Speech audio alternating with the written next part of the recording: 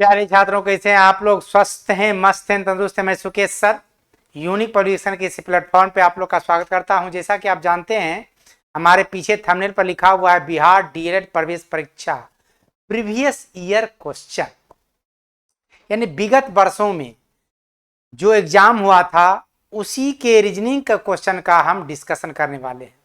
और आप लोग को पता होगा कि किसी भी एग्जाम की तैयारी करने के लिए बेस जो बनता है वो सब्जेक्टली पढ़ना, उसके बाद आप परफेक्ट होने के लिए क्या है, अपने आप को स्पार्क बनाने के लिए क्या करते हैं, प्रीवियस ईयर का प्रैक्टिस करते हैं।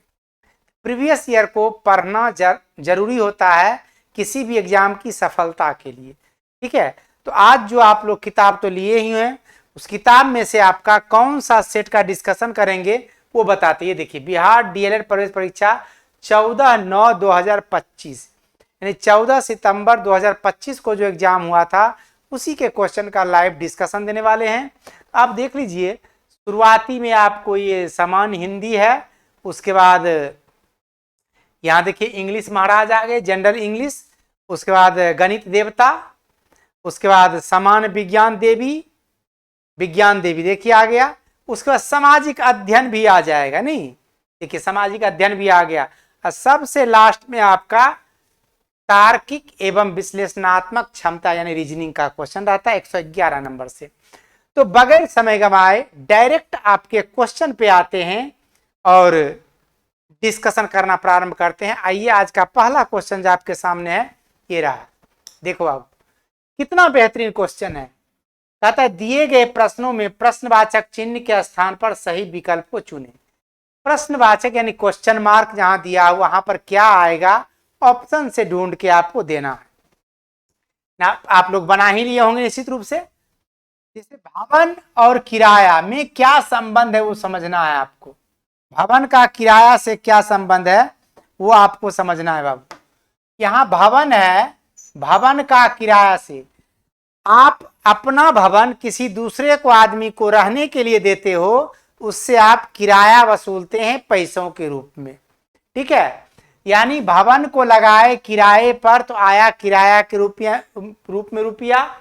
धन को अगर लगाएंगे किसी व्यक्ति के यहाँ तो क्या आएगा, बैंक में रखिए किसी व्यक्ति को दीजिएगा तो उसके लाभ के रूप में क्या आएगा, इनकम के रूप में क्या आएगा, आपका ब्याज आएगा।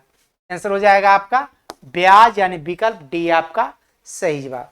इस क्वेश्चन का आंसर हो गया विकल्प डी। आगे बढ़ते हैं, नेक्स्ट क्वेश्चन आप देखिएगा। यहां पर 112 नंबर जो है भोपाल को लिखा जा रहा है। ये देखिए आप ध्यान समझना इस चीज को। कभी कभी क्या करता है कि कोड में 2 तरह का या 3 तरह के लेटर का यूज करता है। अगर 2 तरह या 3 तरह के लेटर का यूज करे तो प्रत्येक तीसरे अक्षर से कोड करके दिया रहता है। यहां पर इसे भोपाल दिया हुआ है, पहला दूसरा तीसरा अक्षर क्या है, ओ है। उधर फिर आगे बढ़े, पहला दूसरा तीसरा अक्षर क्या है, एल है। यानी ओ एल को भोपाल में जितना लेटर है उतना बार लिख देना। जनरली इसको 3 बार लिखा जाता है इसे क्वेश्चन में, O L O L O L. देखिए आपका वही दिया हुआ है यहाँ। तो बस आपको यहाँ पर रांची का थर्ड लेटर क्या है, एन।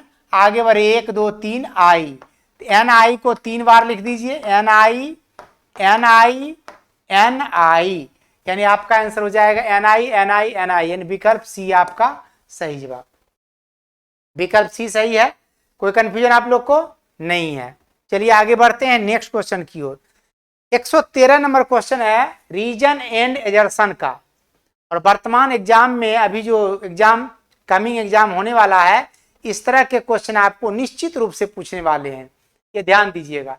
यहाँ देखिए कहता है हम लोग गर्मी के दिनों में सफेद कपड़ा पहनना पसंद करते हैं। बात तो एकदम पक्का है, गर्मी के दिनों में काला कपड़ा नहीं पहन सकते, क्योंकि काला जो होता है वस्त्र उष्मा का अवशोषण करता है, और उष्मा का अवशोषण करके वो वस्त्र गर्म हो जाता है और शरीर में गर्मी उत्पन्न कर देता है, इसलिए काला कपड़ा नहीं पहन सकते हैं। अब व्हाइट कपड़ा जो होता है उष्मा का अवशोषण ना करके अवक्षेपण करता है, ठीक है, वो आपको उष्मा को दूर भगाएगा। तो आपका शरीर जो है थोड़ा सा राहत महसूस करेगा गर्मी के मौसम में सफेद कपड़ों में। हम लोग गर्मी के दिनों में सफेद कपड़ा पहनना पसंद करते हैं, एकदम राइट है ये कथन। दूसरा है सफेद कपड़ा उष्मा का अवशोषक, अवशोषक ने उत्सर्जक कह सकते हैं, अवक्षेपक, अवशोषक ने, अवशोषक होता है काला कपड़ा, सफेद कपड़ा कभी भी उष्मा का अवशोषक नहीं होगा। अगर उष्मा का अवशोषक हो गया सफेद कपड़ा तो गर्मी के दिनों में हम लोग सफेद कपड़ा पहनना पसंद ही नहीं करेंगे, इसलिए क्या हो गया गलत। यानी कथन सही है और कारण गलत है। तो अब आप लोग को समझ में आ गया होगा। दिया हुआ यहां देखिए सी नंबर में, यदि कथन सत्य है लेकिन कारण असत्य है, विकल्प आंसर आ गया सी। कोई कंफ्यूजन? अगला क्वेश्चन बढ़िए। अगला क्वेश्चन आपका यहां देखिए दिया हुआ 114 नंबर में, मोहन, रितिका, जाह्नवी, प्रिया और रिया दोस्त हैं। ये आपके दिए हुए टोटल 5 दोस्त के नाम।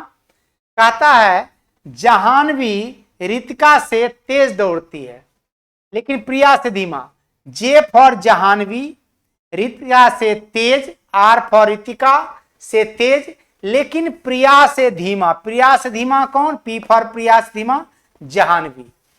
मोहन सबसे धीमा धावक है, सबसे धीमा यानी सबसे पीछे लगा दिए मोहन को, एम फॉर मोहन। और रिया प्रिया से तेज दौड़ती है। रिया जो है प्रिया से तेज दौड़ती है, तो यहां पर रिया दीदी को रख लीजिए, ठीक है। अब कहता है पांचों में कौन सबसे तेज दौड़ता है, दौड़ती है? पांचों में सबसे तेज दौड़ने वाला कौन है? रिया है। आंसर आ गया आपका रिया। और रिया किस विकल्प में लिखा हुआ है? बी नंबर में। आंसर हो गया विकल्प बी आपका सही जवाब।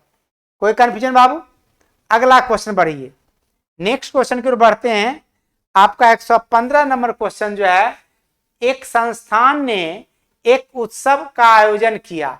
एक संस्थान है जो कि उत्सव का आयोजन करता है और 1/5 लड़कियां और 1/8 लड़कों ने उसमें भाग लिया। अब देखिएगा यहां पर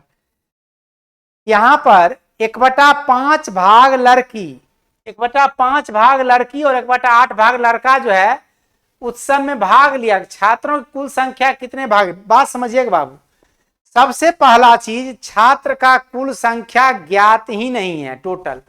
टोटल नंबर अगर ज्ञात होता, लड़की की टोटल संख्या अगर ज्ञात होती तब उसका आप 1/5 निकालते तो पता चलता। और लड़का का भी संख्या नहीं पता है, टोटल संख्या भी नहीं पता है, यानी डाटा क्या है इस क्वेश्चन का? इनकम्प्लीट है, ठीक है। आंकड़े अपर्याप्त हैं, डाटा अपर्याप्त आंसर हो जाएगा इसका। लेकिन बच्चे क्या करते हैं मूर्खता, क्या करते हैं कि 1/5 अब प्लस 1/8 कर देते हैं कि सर एलसीएम हो गया 40, यहां हो गया 8 + 5, यानी सर 13/40 तो ही गया आंसर, जो कि विकल्प बी में है। कदापि नहीं, कदापि नहीं, ये गलत प्रोसेस है, ठीक है। इसमें इनकम्प्लीट डाटा है दिया हुआ। टोटल संख्या भी रहता तो काम चला लेते एक्स वाई मान करके, ठीक है। अगर कुल संख्या भी दिया हुआ रहती, लड़कियों की संख्या है लड़कों की संख्या भी दिया रहता तो भी काम चला लेते, लेकिन दिया ही नहीं है, इसलिए इनकम्प्लीट डाटा है। चलिए अगला क्वेश्चन है 18,514 का अर्थ दिया अहेड। देखिए यहां पर 18 है, 514 है। अहेड लिखने का मतलब क्या है वो समझिएगा बाबू।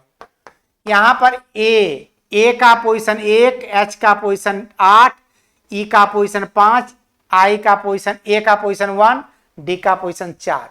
सारा लेटर का पोजीशन नंबर दिया हुआ है। यहां पर नंबर दिया हुआ है हमारा 31, 38, 5। अब 31वां में 3 में क्या होता है? सी, 1 होता है ए, 3 होता है सी, 8वां होता है एच, 5वां होता है ई। क्या हो जाएगा? CHA CHE, CHA CHE। Answer हो गया विकल्प सी आपका सही जवाब। क्वेश्चन नंबर 116 का आंसर विकल्प सी इज द राइट आंसर, ठीक है बाबू। चलिए नेक्स्ट क्वेश्चन की ओर बढ़ते हैं। क्वेश्चन नंबर 117 देखिएगा। 117 में आपका यहां पर लापता शब्द, लापता टर्म यहां पर ढूंढना है बाबू। यहां पर क्या होगा आपको बताना है। यहां देखिए लेटर में KTEC नहीं, KI यहां पर होगा, थोड़ा सा मिसिंग हो गया, ठीक है, मिसप्रिंट। यहां पर K में -2 करेंगे तो I हो जाएगा, I में -2 करेंगे तो G हो जाएगा, G में -2 कीजिएगा तो E हो जाएगा, E में -2 कीजिएगा तो C हो जाएगा। और नंबर में देखिए 2 × 2 4, 4 × 2 8, 8 × 2 16, 16 × 2 32। आंसर क्या आ गया? G8। ठीक है, नंबर को 2 गुना करते हुए और लेटर में -2 करते हुए बढ़ रहा है। क्लियर है? कोई तरह का कंफ्यूजन? आप लोग जब क्वेश्चन बनाते हैं वीडियो को देखते समय तो कमेंट में आंसर भी लिखा कीजिए, और साथ ही साथ एक दिन पहले अगर सेट बना लीजिएगा आप किताब से तो आपको ये डिस्कशन समझ में बेहतर आएगा और आप क्वेरी कर सकते हैं। अगला क्वेश्चन 118 नंबर, ए का अर्थ दिया हुआ है प्लस, ए का अर्थ प्लस, बी का अर्थ माइनस, देख लीजिए यहाँ, जेड का अर्थ भागा, सी का अर्थ गुना, सब का अर्थ दे दिया। अब इक्वेशन दिया हुआ है, सी के जगह पे क्या रखेंगे बाबू?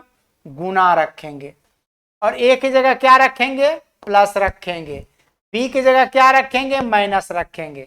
यही तो है, 10 × 2 + 5 - 5 = वाट। यहाँ देखिए, ये तो प्लस माइनस कट ही जाएगा, 10 दूनी 20 सीधे हो गया आंसर डी।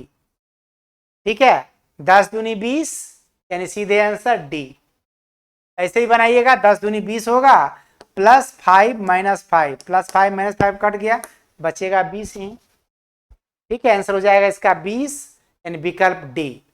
कहीं कोई कंफ्यूजन आप लोग को नहीं ना? चलिए फिर आगे बढ़ते हैं बगैर समय गंवाए। 119 नंबर, ब्लड रिलेशन का क्वेश्चन है ये, रक्त संबंध का। ठीक है, यहां देखिएगा, कहता है बी सी की चाची है, बी जो है सी की चाची है, चाची 420, बी सी की चाची 420, ए बी का पति है, बी का पति है ए, यानी ए को पुरुष होना पड़ेगा तो बी को महिला। ये सिंबल जो है कपल को दर्शाता है। ठीक है, और बी डी की बहन है, बी जो है डी की बहन है, चलिए डी की ये बहन हो गई, बहुत अच्छा।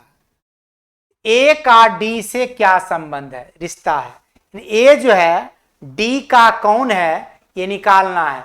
अब देखिए, डी के बहन का पति, किसी के बहन का पति, आप हो, हम हो, चाहे कोई भी मानव हो, किसी भी मानव के बहन का पति उस मानव का जीजा होता है। नहीं, आंसर क्या हो जाएगा? जीजा, यानी विकल्प बी आपका सही जवाब। क्लियर है? कहीं कोई कंफ्यूजन नहीं? चलिए अगला क्वेश्चन की ओर बढ़ते हैं। क्वेश्चन नंबर 120, 120 नंबर क्वेश्चन है डिसीजन मेकिंग का। इस चैप्टर को एलिजिबिलिटी यानी योग्यता भी कहते हैं। आप फॉर्म फिलअप करते हैं, उसमें एक टर्म दिया रहता है एलिजिबिलिटी, योग्यता को पूरा करते हैं तभी आप फॉर्म फिलअप करते हैं। वही बात यहाँ पर है। यहाँ एक क्वेश्चन दिया हुआ है प्रश्न रंजन के बारे में। यहाँ पर आपको 4 शर्त और 2 यहाँ पर उपशर्त। ठीक है, उपशर्त में क्या कहानी है?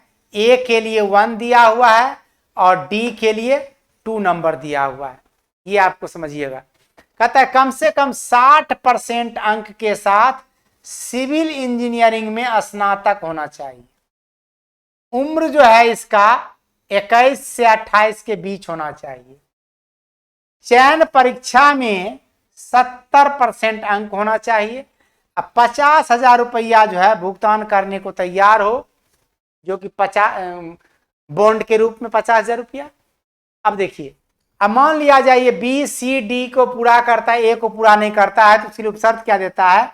ए को छोड़, लेकिन पिछले सेमेस्टर परीक्षा में उपस्थित हुए हों और 7 सेमेस्टर में 75% अंक लिया हो, तो मामला उपाध्यक्ष को भेज देना है। अब डी के लिए कह रहा है कि 50,000 बॉन्ड नया भरना चाहते हैं, तो यहां पर देखिए क्या कह रहा है, 1 वर्ष से अधिक समय का काम करने का अनुभव होना चाहिए, तब आपका मामला जाएगा महाप्रबंधक के पास। आइए क्वेश्चन पढ़िए। रंजन एनआईटी में से सिविल इंजीनियर है, उन्होंने 80% अंक प्राप्त किए हैं। NIT सिविल इंजीनियर, देखिए सिविल इंजीनियरिंग 80% नंबर चाहिए, 65% ही। रंजन भैया ए नंबर कथन को पूरा कर लिए नहीं। उसके बाद कहता है उसकी उम्र 24 साल है, उम्र चाहिए 21 से 28 के बीच। रंजन भैया बी नंबर को ही पूरा कर लिए। चलिए बहुत अच्छी बात है, बी नंबर को ही पूरा कर लिए, बी नंबर को ही पूरा कर लिए। आगे बढ़िए। और चयन परीक्षा में स्कोर है 80%, चयन परीक्षा में चाहिए 70%, यानी सी नंबर को भी ये पूरा कर लिए, बहुत बढ़िया। चलिए 50,000 रुपया जमानत की राशि जमा करने को भी तैयार हैं ये, यानी डी नंबर को ही पूरा कर रहे हैं ये, यानी घ नंबर, ठीक है, घ नंबर को ही पूरा कर रहे हैं।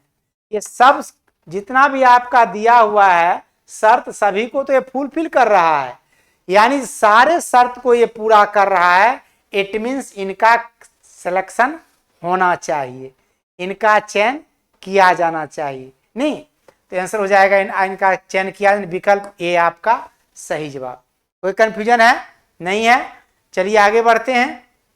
और देखिए unique test pass 5000 plus test, unique test pass में आप आते हैं, अगर एक एग्जाम का एक्सेस लेते हो उसके एवज में देखिए कितना आपको सारा एग्जाम का एक्सेस मिल जाता है।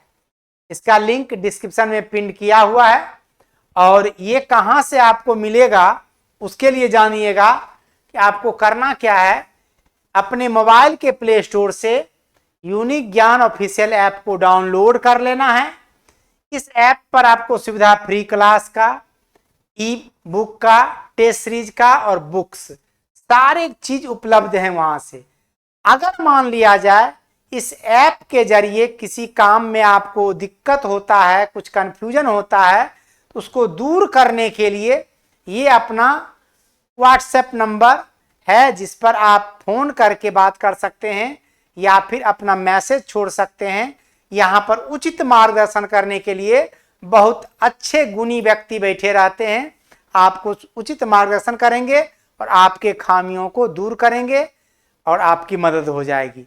चलिए आज इतना ही, मिलते हैं अगले क्लास में। जय हिंद।